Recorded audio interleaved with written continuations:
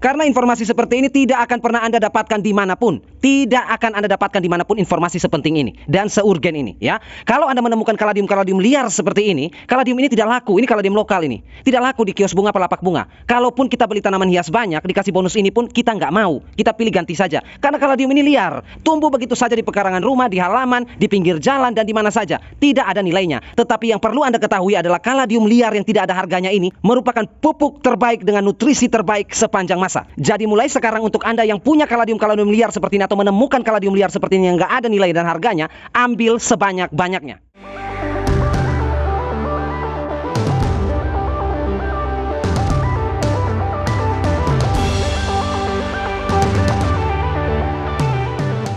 Oke, baik, selamat sore rekan-rekan semuanya. Salam satu hobi, salam hijau, salam sehat untuk Anda sekeluarga. Tanpa bertele-tele lagi, langsung saja to the point, biar cepat ya. Kaladium-kaladium liar seperti ini biasanya banyak tumbuh di musim hujan. Karena sifat dari kaladium itu berumbi. Jadi umbinya itu bisa dorman, ya, seperti bawang-bawangan juga sama.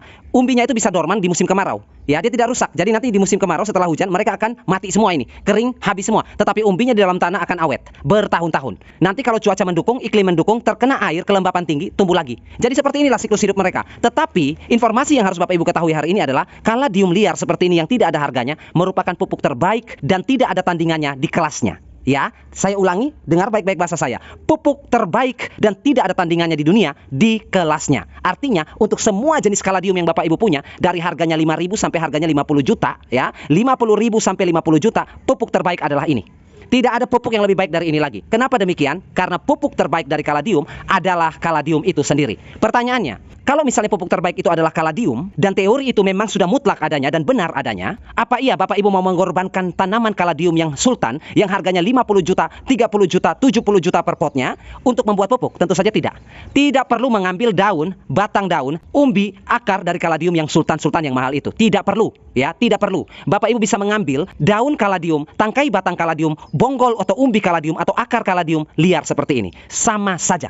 Jadi kalau misalnya Bapak Ibu mengoleksi tanaman-tanaman kaladium yang harganya fantastis, yang mahal dan sultan itu, lalu Bapak Ibu membuang kaladium-kaladium murah seperti ini lalu dipangkas, dimusnahkan, rugi besar. Karena mereka bisa menjadi nutrisi yang sangat-sangat cocok untuk kaladium itu. Artinya yang dibutuhkan oleh kaladium sultan Bapak Ibu, tentu saja yang dibutuhkan juga oleh mereka. Apa yang dimakan oleh kaladium sultan Bapak Ibu, itu juga yang dimakan oleh mereka. Jadi apa yang dibutuhkan oleh kaladium sultan yang harganya 50 juta, itulah yang ada di dalam tubuh mereka. Nah, kalau misalnya Bapak Ibu bertanya, bukankah ada pupuk-pupuk sintetis, pupuk-pupuk kimia, pupuk yang khusus untuk kaladium, pupuk yang khusus untuk tanaman hias? Ya, benar. Untuk mencukupi unsur hara makro, primer, dan sekunder maupun unsur hara mikro, betul. Tetapi untuk mencukupi kebutuhan enzim yang dibutuhkan oleh kaladium tidak akan terjawab oleh pupuk manapun, ya. Pupuk itu sifatnya nutrisi, sifatnya unsur hara, makro, mikro, tidak berupa enzim. Enzim itu kita beli sendiri lagi. Dan perlu Bapak Ibu catat, kalau membeli enzim untuk tanaman, harus diketahui enzim ini cocok untuk tanaman apa. Tidak semua enzim cocok untuk semua tanaman. Saya kasih contoh. Misalnya unsur hara makro, primer, dan sekunder maupun unsur hara mikro yang dibutuhkan oleh kaladium, tentu saja akan dibutuhkan juga oleh pepaya. Tentu saja sama, seperti itu. Tetapi enzim yang dibutuhkan oleh kaladium belum tentu sama dengan enzim yang dibutuhkan oleh pepaya. Seperti itu. Misalnya gampangnya lagi, Bapak Ibu dan saya adalah manusia, ya. Saya misalnya adalah laki-laki, misalnya Bapak Ibu yang menyaksikan adalah wanita atau perempuan, ibu-ibu misalnya. Hormon yang dibutuhkan oleh tubuh saya berbeda dengan hormon yang dibutuhkan oleh Anda sebagai wanita. Beda. Tidak bisa kita samakan. Untuk makan nasi, kita makan nasi sama-sama, makan sayur sama-sama, kita makan sayur, tidur sama-sama, olahraga sama-sama, ya. Tamasya, rekreasi, nonton bioskop sama-sama kita lakukannya. Tetapi dari kesamaan itu semua ada bagian-bagian tertentu yang kita tidak sama. Paham ya sampai situ ya? Itu yang tadi saya bilang enzim. Kalau kita mau tinjau dari unsur hara, Bapak Ibu bisa beralibi bahwa saya pakai pupuk apa aja bisa. Ya, pupuk apa aja bisa. Tetapi enzim yang dibutuhkan oleh tanaman atau hormon yang kita butuhkan sebagai manusia, tidak semua orang punya. Seperti itu. Makanya, kalau kita mau memberikan unsur hara atau nutrisi pada tanaman kaladium kita yang sultan, kita bisa memanfaatkan kaladium-kaladium yang murah, lokal, yang liar seperti ini. Karena apa yang dia makan nutrisinya, dimakan juga oleh tanaman kaladium sultan kita, dan enzim apa yang dia serap, itu juga yang dibutuhkan oleh tanaman kaladium sultan kita. Nah, sekarang langsung saja kita eksekusi, kita pangkas, kita ambil sebanyak-banyaknya untuk kita buat pupuk kompos yang terbaik untuk kaladium sultan kita. Nah, untuk pengambilannya, kita bisa mengambil daun-daun paling bawah yang sudah letoy, daun tua. Nah, kita gunting saja seperti ini, daun tua. Tujuannya apa? Biar nanti daun muda itu tidak terganggu, sehingga pertumbuhannya bisa terus. Jadi kita bisa pakai terus, ya. Kalau kurang kita bisa ambil lagi. Nah, jangan dibabat habis sekaligus. Nah, seperti ini daun-daun yang sudah menjuntai. Nah, ya seperti ini, menjuntai ke bawah seperti ini. Nah, kita ambil saja, kita gunting. Nah, kita ambil tangkai daunnya. Nah, kita lihat mana yang sudah menjuntai, sudah tua daunnya. Kita ambil saja. Jadi jangan dimusnahkan dan jangan dianggap sepele. ya. Jangan dianggap sepele. Wah, ini murah, ini liar ini, ya. Ini nggak ada harganya. Oh, jangan salah. Kalau dilihat dari harga ekonomisnya, ya tentu saja dia nggak ada harganya. Tetapi kalau dilihat dari kecukupan nutrisi yang dia butuhkan dan fungsi manfaat yang lain, luar biasa sekali. Bahkan Bapak Ibu tidak akan mendapatkan nutrisi seperti yang saya jelaskan tadi di pupuk manapun yang Bapak Ibu beli, baik itu pupuk mahal sekalipun, ya. Saya ambil beberapa sampel saja untuk kaladium sultan saya, seperti itu, dan ini saya tetap biarkan, ya. Kita potong lagi di sini, mantap, ya. Nah, kita ambil beberapa. Nah, baik Bapak Ibu semuanya, bahan yang kita perlukan sudah selesai, sudah kita dapatkan, ya. Kaladium lokal, kaladium liar seperti ini. Kita ambil daun dan tangkai daunnya saja seperti ini. Kemudian yang kedua, ember, wadah seperti ini saja cukup untuk membuat fermentasi komposnya. Kemudian tanah. Ini tanah kalau bisa ambil di pekarangan halaman rumah Bapak Ibu, ya. Jangan ambil tanah di tempat lain. Karena tanah yang ada di halaman rumah Bapak Ibu adalah tanah yang mengandung mikroorganisme pengurai, dekomposer, yang sudah beradaptasi dan sudah tinggal lama di pekarangan rumah Bapak Ibu. Jadi ketika kompos ini jadi, Bapak Ibu tabur kembali atau mengaplikasikannya kembali ke lahan, polybag maupun halaman Bapak Ibu, bakteri yang ada di sini atau mikroorganisme di sini tidak kaget. Karena dia berasal dari situ. Yang menjadi celaka adalah bakteri yang diambil dari tempat lain, dilakukan dekomposisi, fermentasi, lalu diaplikasikan ke lahan kita. Bakterinya adaptasi. Karena dia hidup di tempat lain, kita buat di sini, kita taburkan di sini, ya. Jadi kalau bisa ambil di lahan bedengan pekarangan rumah Bapak Ibu sendiri, ya. Itu namanya mol, ya, mikroorganisme lokal. Kemudian di sini kita siapkan juga tanah yang sudah bercampur dengan sekam bakar, ya. Perbandingannya 1:1 di sini. Seperti ini, tanah ini tanah kering, ya, karena nanti yang kita pakai ini adalah unsur N, ya, unsur nitrogen, unsur basa, unsur hijau. Nah, unsur hijau harus kita kombinasikan dengan unsur coklat. Nah, unsur coklatnya kita bisa pakai karbon yang ada di sekam bakar ini, walaupun jumlahnya sedikit, tetapi ini bisa melengkapi atau mencukupi kebutuhan karbon pada saat kita menghitung CN rasionya nanti. Nah, sudah selesai. Kemudian gunting untuk mencacah, itu aja. Langsung kita kerjakan saja. Nah, langkah awal kita mencacah, ya, kita menggunting daun-daunnya, mencacah seperti ini, agar nanti kepingan-kepingan potongannya itu lebih kecil, sehingga serpian-serpian yang lebih kecil seperti ini lebih mudah diurai oleh bakteri, ya, oleh mikroorganisme. Nah, kita potong kecil-kecil seperti ini agar nanti mudah. Kalau terlalu besar agak sulit. Tetap bisa diurai, cuma nanti kita bedanya di jangka waktu, ya. Kalau yang kecil-kecil seperti ini jangka waktunya lebih cepat, sedangkan kalau bahan organik yang sifatnya besar ukurannya agak lama penguraiannya, ya. Dan itu nanti akan menghambat sirkulasi oksigen yang masuk keluar. Nah, seperti ini. Misalnya kalau kita bikin di wadah ini, tidak kita cacah, kita tutup saja seperti ini, kira-kira sirkulasi jalan nggak? Kita tutup aja seperti ini, daunnya lebar ini. Kan enggak, ya? Nah, makanya kita fungsi pencacahan ini seperti itu. Nah, saya cacah tipis-tipis. Ini tidak perlu saya videokan, ya. Jadi Bapak Ibu tidak perlu membuang waktu untuk nonton hal yang Bapak Ibu bisa lakukan, dan ini ilmunya juga nggak ada kalau iris-mengiris begini. Nanti kita lanjut setelah saya selesai. Ini kurang lebih seperti ini hasilnya. Hasil cacahannya sudah sempurna. Ya, sudah seperti serpihan-serpihan kecil seperti ini. Sekarang langsung saja kita lakukan fermentasinya. Nah, gampang saja untuk membuat komposnya. Kita isi dengan lumpur atau tanah yang ada di pekarangan rumah kita. Seperti ini. Ini bakterinya lagi aktif-aktifnya. Bedanya apa? Tanah yang kering dengan tanah yang basah seperti ini. Tanah yang basah ini bakterinya lagi aktif. Ya, tidak dorman atau tidak tidur. Ya, bakterinya aktif. Sementara bekerja pun, ya. Nah, seperti ini.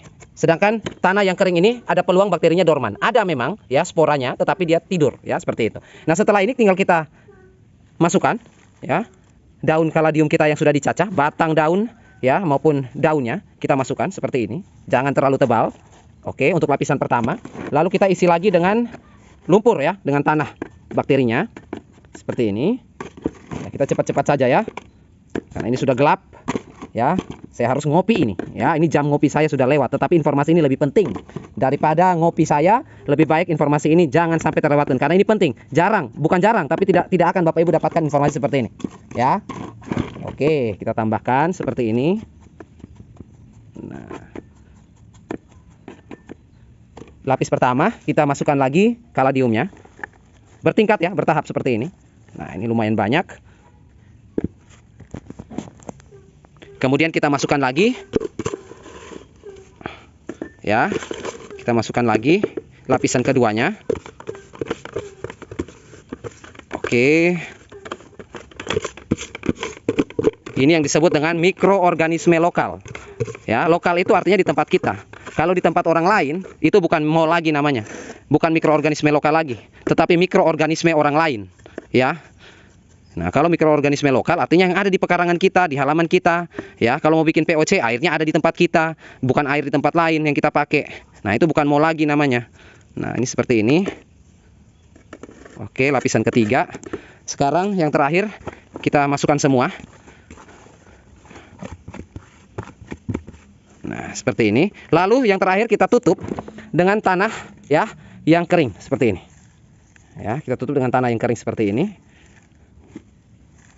Nah, sudah, tidak perlu terlalu banyak. Seperti ini saja. Selesai. Nah, ini akan kita lakukan pengadukan ya. Kita akan lakukan pencampuran lagi, pengadukan lagi setelah nanti 1 minggu. 1 minggu kita aduk lagi ya, untuk kita lihat teksturnya apakah sudah matang atau belum. Kemudian kita membolak-balikan ini agar sirkulasi oksigen bisa masuk ke dalam. Kemudian pengadukan ini bertujuan untuk mikroorganisme yang di bawah bisa naik ke atas, yang di atas bisa turun ke bawah dan lain sebagainya. Itu pengadukan ya, agar menjaga teksturnya. Ini sudah selesai.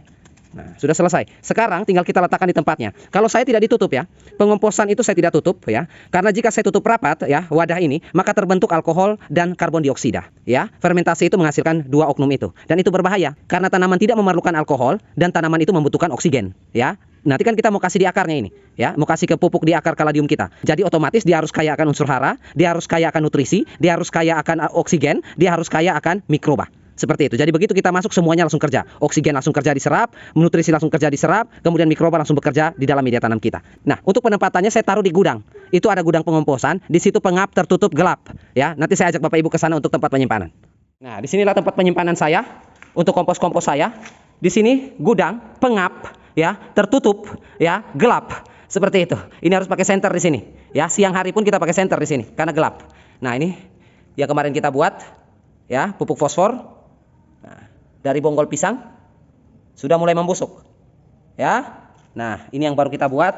Kemudian ini, nah ini kemarin malam saya cemplungin lagi buah pir di situ ya. Itu buah pir itu yang saya makan, saya cemplungin di situ karena pir ini disukai oleh mikroorganisme ya. Mikroorganisme paling suka makan pir. Bukan hanya Bapak Ibu yang suka makan pir, mikroorganisme paling suka ini kalau pir-pir seperti ini. Oh, doyan dia. Dia tahu ini makanan enak ini ya. Kalau yang lain belum tentu, tapi kalau pir pasti enak ya. Dia tahu bahwa pir itu makanan yang enak. Saya nggak kupas sekarang ya tentang pir ini. Nanti saya kupas di video yang lain ya, tentang makanan yang terbaik untuk mikroorganisme ya. Kita harus tinjau, kita harus kaji, kita harus pelajari. Jangan asal-asal saja semua daun, semua buah, semua kulit apaan. Pelajari dulu seperti itu. Tidak semuanya disukai. Dimakan memang, tetapi tidak semua disukai ya, seperti itu. Nah, inilah penyimpanan kita, nanti dia akan jadi kompos di sini. Sudah selesai seperti itu. Kalau misalnya Bapak Ibu takut nanti ada hewan peliharaan yang pup di sini, boleh ditutup pakai waring. Ditutup pakai waring atau kain yang berlubang-lubang itu, jaring paranet juga bisa. Yang penting jangan tutup rapat. Tujuan penutupan itu agar kucing tidak buang air di sini ya, hewan peliharaan kelinci tidak cemplung masuk ke dalam situ, cicak tidak mati di sini, atau ular tidak masuk ke sini, itu aja. Tetapi untuk pengomposan ya harusnya kebuka seperti ini ya. Nah, ini sudah selesai. Jadi inilah pupuk yang terbaik untuk kaladium kita. Untuk bisa mengetahui apakah dia sudah matang atau belum, gampang. Bapak Ibu lihat saja teksturnya. Kalau semua sudah seperti tanah, ya, maka dia sudah matang. Nah, contohnya seperti itu. Ya, mana lagi Bapak Ibu lihat sayur-sayuran? Kulit-kulit buah mana lagi Bapak Ibu lihat? Rumput-rumputan mana lagi? Ya, ranting-ranting pohon mana lagi Bapak Ibu lihat? Semua sudah jadi tanah. Seperti itu. Itu yang sudah matang itu seperti itu. Ya. Oke, sampai jumpa di pembelajaran berikutnya. Terima kasih dan terima kasih sudah meluangkan waktu untuk kita belajar bersama. Dan akhir kata saya ucapkan, tetaplah Anda selalu menabur dan berbagi kebaikan.